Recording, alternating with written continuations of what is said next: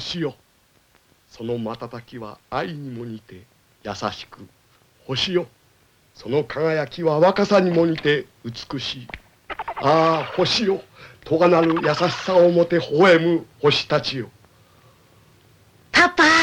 おお星よ、星は星なるがゆえに星なり。あ、何か用かね。ママが夜露は毒だからこれを着なさいって。ああ、これはありがとう。あったかいね。おお、その暖かさは星の微笑みにも似て優しい。おやすみなさい。はい、おやすみ。この広い夜空のまだ見ぬ星よ、未だ出会えぬ仲間たちよ。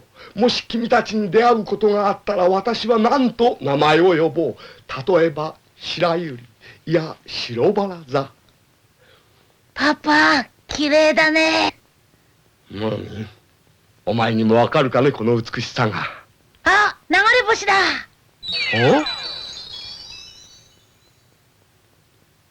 お、綺麗だな。どうかね、ムーミン。星と話をしてみたいとは思わないかね。星と？星はもちろん風や海とだって誰とでも言葉を交わして友達になることができるんだよ。本当？空、あそこにひときわ光っている4つの星が見えるだろう。うん、見えるよ。それからちょっと外れたポツンと1つ光っているのがわかるかね。あれだろ。そう、あのひし形に並んだ星ともう一つの星を合わせると、どうだい、イルカの形に見えてきたろ。本当だ。そのイルカ座についてこんな伝説があるんだよ。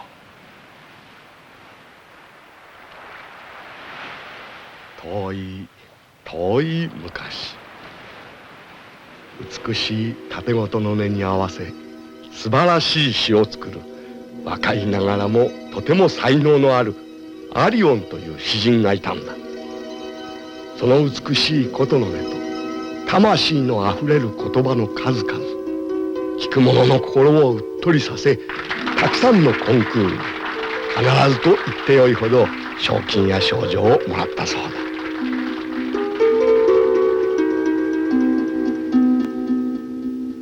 そして今、アリオンは希望に胸を膨らませ、可愛い恋人の待つふるさとの小さな島へ帰ろうとしている時だった。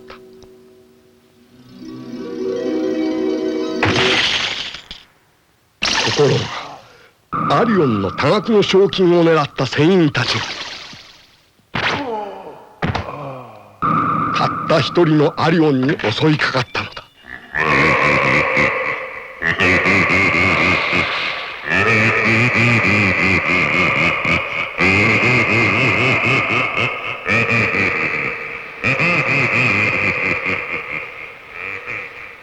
しかし船員たちが引き上げようとした時、不思議なものを見た。アリオンはイルカに救われて広い海を悠々と泳ぎ去っていくではないか。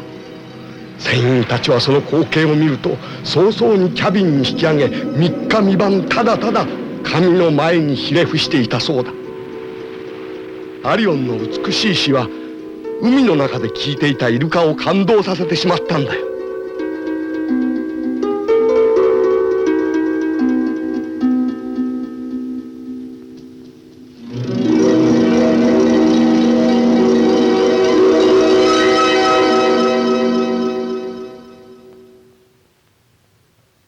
それからイルカとアリオンは無二の親友になったそうだ。だってイルカって動物でしょ。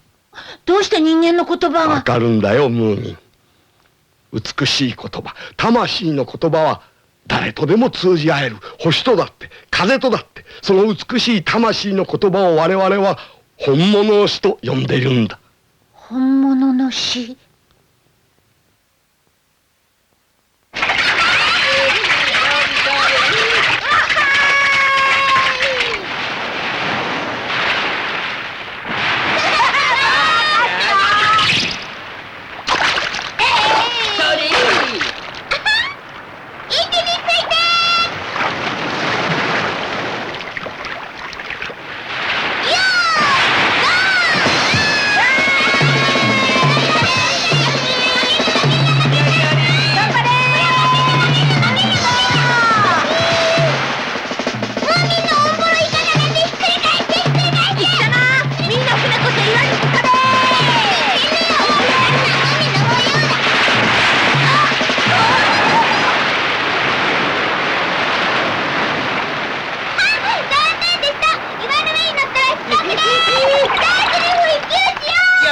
の上等ころだ。だいたいムイの船が近寄りすぎたんだよ。何言ってんのよ、ムーミンの方じゃないの、近寄ったな。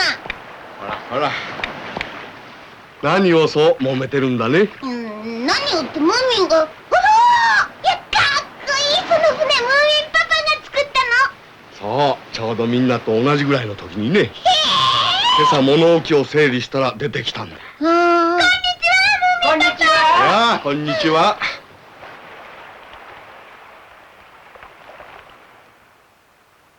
さあ、いよいよ第2回戦の開始よ。早く早く、何してんのよ。どうしたのよ。見てごらんよ、ミー。パパが書いた詩なんだって。どこどこ。ほう、海は海は限りなく広く、そして遠いけれども、海は限りなく静かで、そして寂しいけれども、海は本当は優しくて温かい。私たちが傷つき力なく横たわるとき、海はその波のささやきで傷を癒してくれる。そして私たちは海の果てに花園があると思う。きっとそこに赤いバラが一輪。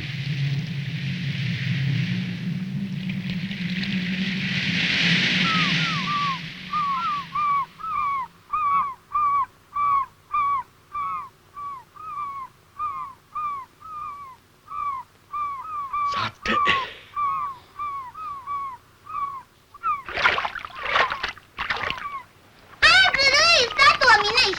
ダメよ。私の船は何十年も物置の中で眠っていたオンボロだ。みんなの船とは競争にならんよ。それより見てごらん。久しぶりに海に来て生き生きとしてるじゃないか。そしてそこに赤いバラが一輪か。パパ、どんどん沖の方へ行っちゃうよ。いいんだよ、ムーミン。あの船はね、花園へ帰っていくのさ。花園？そう、海の花園へね。あの穂に書いたパパの詩は海への贈り物なんだ。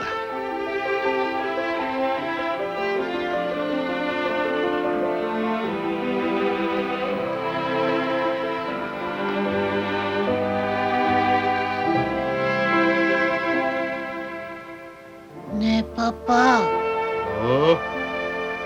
詩を作るって難しいの？パパ、ムーミンまいつまで起きてるんですか？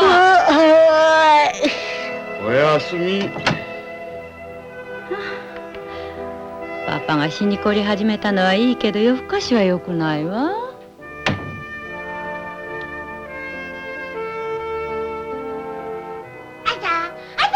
朝ごはん、昼ごはん、夜ごはん、ララララララ、パパの船がなんだ、花園帰るとかなんとかきれいなこと言っちゃったけど、戻ってきたんじゃない。お腹すいた。お、あららら、バラ。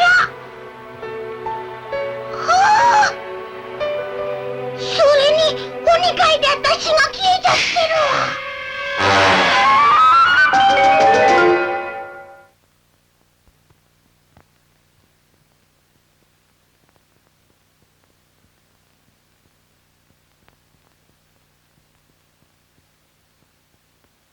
ねえ早くったらパパ。だってみんな待ってるんだから。なんだか、もうパパは毎晩少しでもいい詩を作ろうとして眠くてまだ眠くて。パパ、早くテーブルの上を見てごらんよ。ああ、テーブルがどうかしたかな。ほう。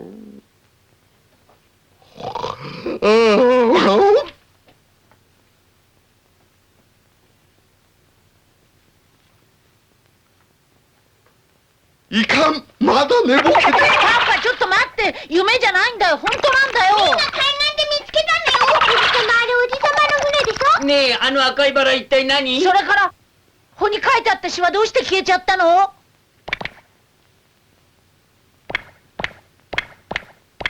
ど。本当に私の船が戻ってきたのかね。うん。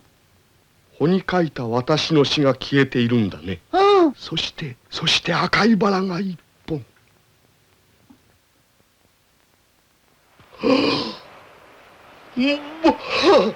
赤いバラ、これは実に素晴らしい。素晴らしい。何よ、素晴らしいってさっぱりわかんないじゃないの。はっきりしてよ。海さ、海が返事をくれたんだよ。なんですって？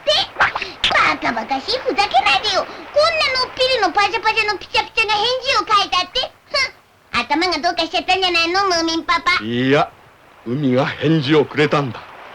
海は偉大なる詩人。私の拙い詩を読んでくれて不思議はない。海が話しかけてくれたんだよ。そうか。アリオンがイルカと友達になれたのも。そうだ、ムーミン。詩だ。美しい詩の力だよ、ムーミン。詩はすべての魂と語り合えるんだ。詩は魂の言葉なんだ。面白い。海と話ができるなんて、こんな人からピケドンちゃんの海と話ができるなんて、面白い。嘘か本当か。船を流して試してみるわね、ムーミンパパ。いい、その言い方ってないよ。僕はパパを信じるよ。あら、そう。じゃあムーミンも試してみたらどう？本当にこんなバカバカしい話を信じるならね。ムーミン、やめなさい。そのなんというか、こういうことは試すとか実験するとかいう種類のもんじゃないような気がするが、みんなで納得のいくようにするといい。その船を流すときに詩を忘れんようにね。わかったわ。それからそのなるべく心のこもった美しい詩をね。はい、任しといてって頼んだよ。なんだかムーミンパパ寂しそう。自信ないんですもん、当然じゃない。みー、僕は誰がなんて言ったってパパを信じるよ。わかったわよ。怒鳴らなくてもいいでしょ。ほんじゃ早速実験へ。さあみんな、それぞれ船に詩を書いてくんねよ。わかってるわね。分かったよ。了来。じゃあ夕方になったらここに集合。そりゃー。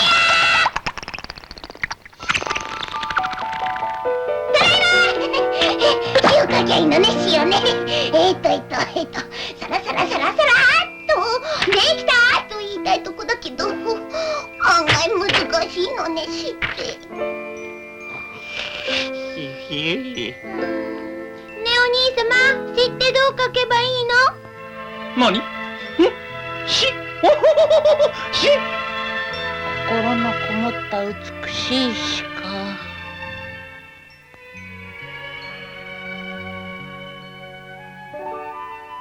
パパ、ムーミンが一生懸命詩を作っていますわ。何ですか、パパ。まだ拗ねていらっしゃるの？だってママ、私はね、海が返事をくれた、そういったことに子供たちは素直に夢を持ってくれる、そう信じていたんだ。ムーミンは信じていましたわ。ムーミンだけでなく子供たち全てに夢を与えたかったんだ。仕方がないですわ、パパ。今の子供たちって意外と現実的なんだいから。たずらなどしなければよかったんだ。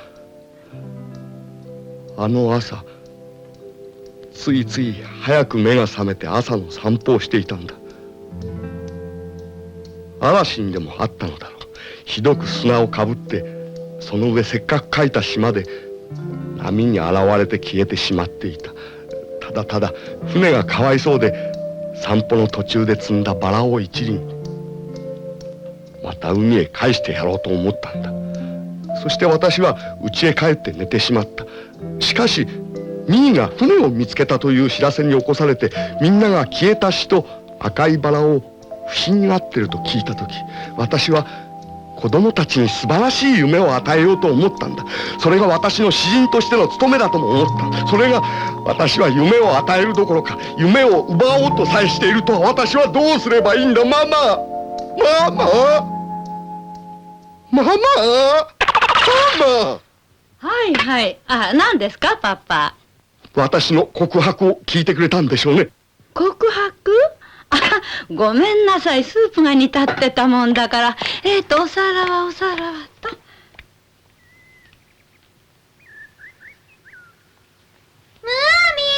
そろそろ集合の時間よ。今すぐ行くよ、のんのん。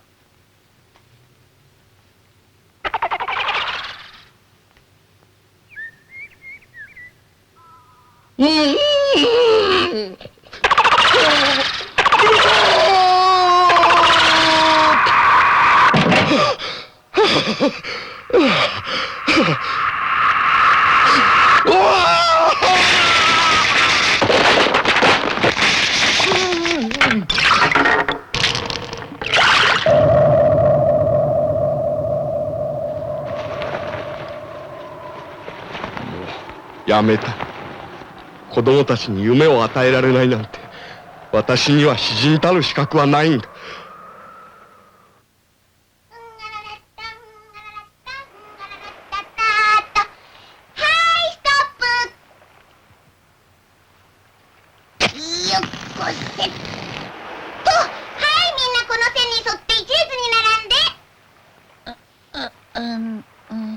どうしたの、ムーミン？実は僕、詩ができなかったの。できなかった！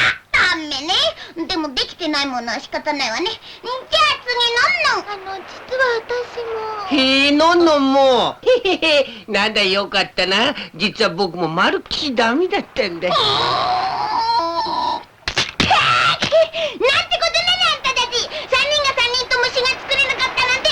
じゃあ一体誰の船を海へ流せばいいっていうのよ、バカモン！だってまだミーの船があるじゃないか。そうよ、ミー一人で流せばいいわ。あれ？そういえばみーは船持ってこないじゃないか。そうよ、さっきからどうも変だと思ってたの。ミー、これは一体どういうこと？バレちゃって。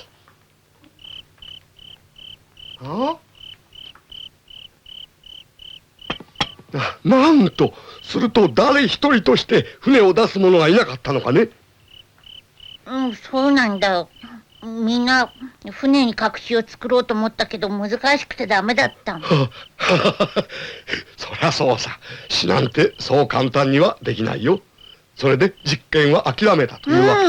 明日の朝また海岸に集まることになってるの。明日の朝。そう。さーて、今日は徹夜で頑張らなくちゃ。ごちそうさま。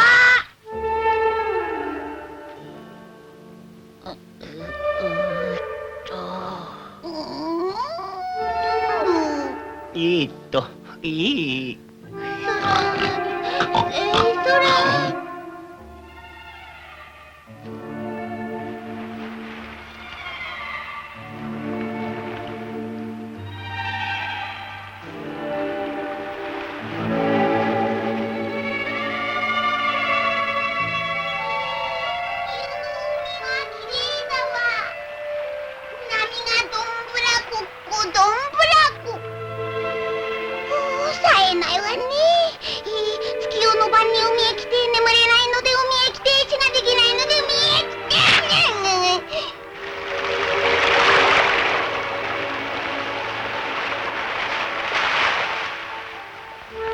詩ができなくちゃ海さんが呼んでくれっこないわ。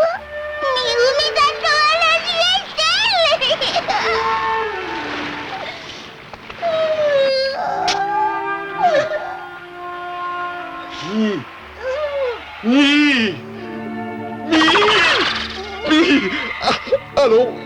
あの船はね、ね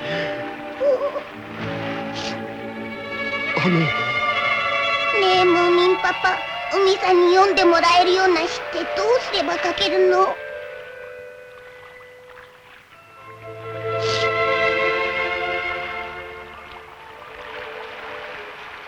ミー、教えてあげよう。いや、一緒に作ろう。海から返事が来るような、そんな素晴らしい詩を一緒に作ろう。さあ。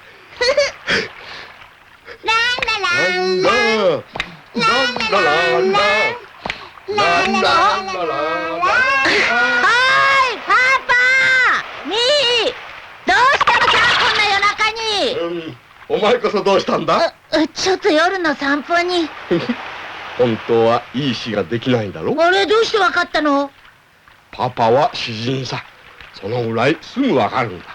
おお、迷える豆詩人がまたやってきたぞ。しかも2人。風が運んだ砂山はぼっちです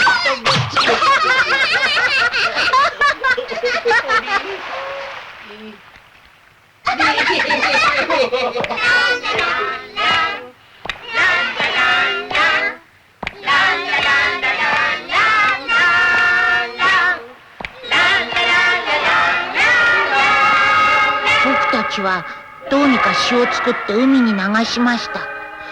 あんまり上手とは言えないけど、パパが上手下手ではなく心があるかないかが問題なのだと言ったので、その通り作ったつもりです。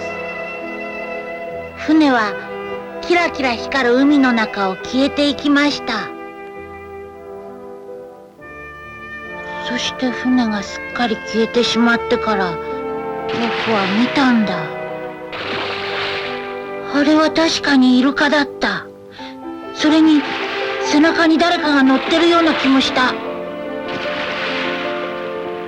の時パパがこういうのが聞こえたんだ。赤いバラを一本、船は必ず帰ってくる。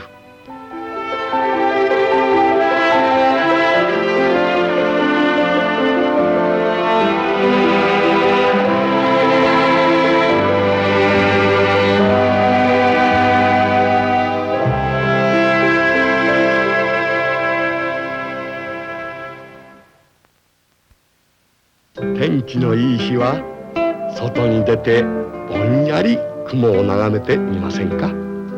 いろんな形をしたふわふわのベッド。そんな雲をじーっと見ていてください。雲がそっと君に話しかけるんです。いや、本当ですぞ。ムーミンは雲の国に住む少年と知り合い、生まれて初めて野球をしました。さあ、諸君には何をしようって言ってくれるかな。では来週のムーミン、雲と遊ぼう。パッパ。諸君、夢はいつ見ますかな？目を閉じているとき、それとも昼間目をパッチリ開けているとき？いやいや、バカバカしいなんて言っちゃいけませんぞ。偉大なる人物というのは一見当たり前と思うことを真剣に考えるもんなんです。いかにして眠らないで夢を見るか。さあ、この大変な研究に取り組んだのが我らがスノーク君。研究の成果は果たしてでは来週のムーミン、眠りたい眠れない、ぜひね。パッパ。